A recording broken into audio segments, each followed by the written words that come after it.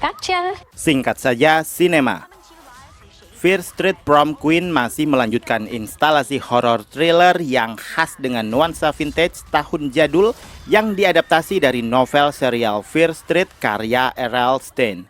Kali ini cerita masih menggunakan latar kota Shadyside tahun 1988. Prom Queen tidak melanjutkan kisah dari trilogi Fear Street Netflix.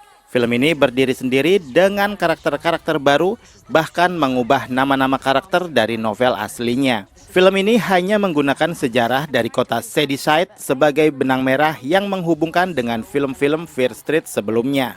Hampir semua pemain di film ini baru dan tidak memiliki keterkaitan dengan karakter di trilogi terdahulu.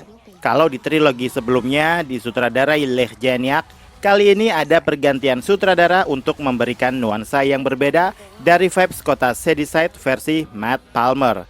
Walau di film sebelum-sebelumnya kental dengan nuansa pedesaan, penyihir, dan isu gender, Prom Queen seakan berusaha untuk mengesampingkan tiga hal tersebut. Malah saya merasa Prom Queen lebih banyak memiliki corak horror thriller slasher ala-ala film Scream-nya Wes Craven yang fenomenal.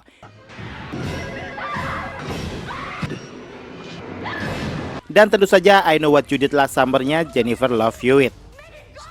Ada beberapa elemen-elemen horor yang diadopsi langsung dari dua franchise film tersebut, yaitu pembunuh bertopeng yang tidak memiliki motif karena motif membunuhnya selalu di-reveal di akhir film yang terkadang mengandung plot twist yang tidak disangka-sangka, menggunakan kostum jubah hitam atau jas hujan, dan tentu saja bertopeng.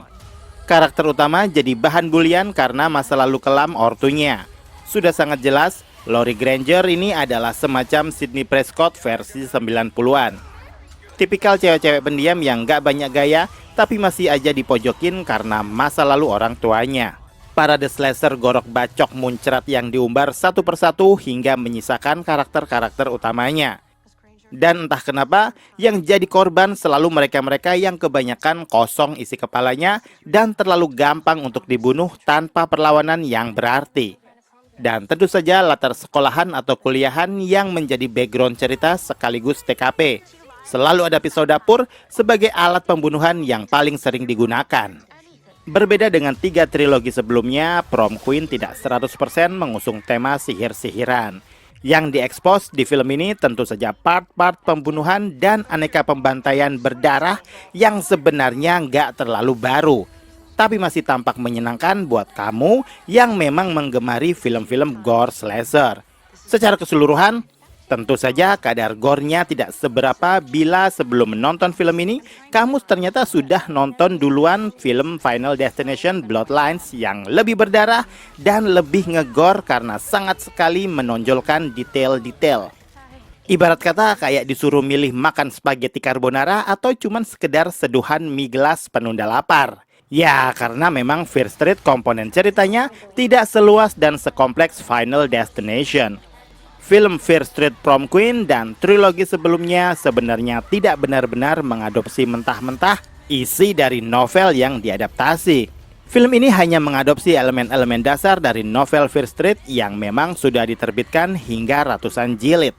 Tidak menutup kemungkinan bila setelah ini Netflix mengeruk cuan, akan ada rilisan baru dari judul lain yang diadaptasi. Bisa jadi series atau melanjutkan tradisi Fear Street di Netflix. Saya sendiri sih tidak terlalu antusias menunggu karena secara keseluruhan Prom Queen turun level dari seri sebelumnya. Satu yang menyenangkan dari film ini cuma soundtracknya. Seperti kompilasi lagu hits 80-an, penggemar lagu lawas akan seneng banget dengerinnya. Jadi singkat saja, Fear Street Prom Queen Cinema. Silahkan like, komen, dan subscribe kanal ini. Cek juga akun-akun media sosial Sinemalogi. Jangan lupa bersinema dahulu, berbahagia kemudian.